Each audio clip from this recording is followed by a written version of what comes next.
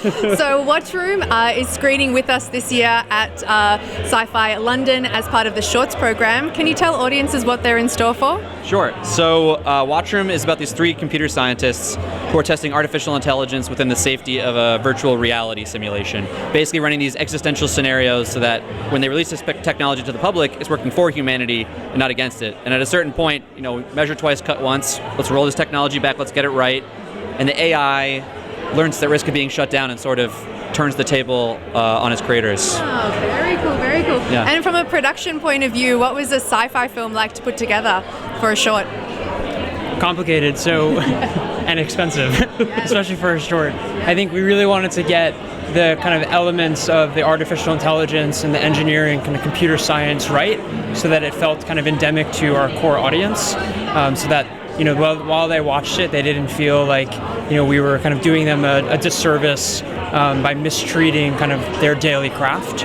And so that was a challenge. If you look at the blackboard in the garage, you'll see kind of all of the AI simulation, code is all kind of legitimate, and we double checked it with a lot of kind of computer scientists, engineers, just to make sure of that. And so there are small details as you kind of look around that garage, just to make sure it felt, real to our audience. And how does the science all check out?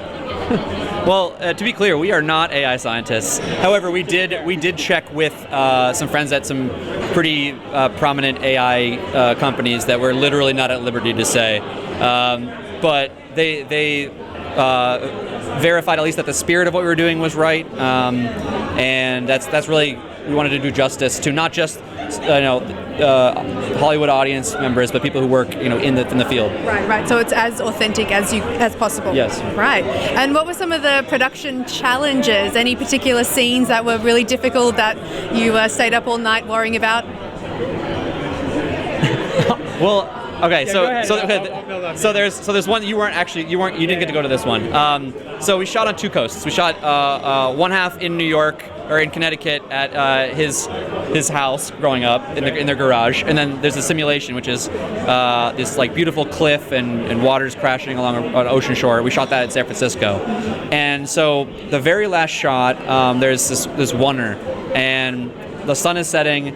And it's on this beach that in order to get there, you need to kind of hike down this little ravine, cross the beach, go through this little tunnel that at certain times of day, when the tide's coming in, you cannot access, and then the beach is available. So we go through that, like intermittently the waves are coming, we go through that, we shoot our wonder, the sun is setting, we don't have lights, and then we have to book it back before the water traps us there for the night.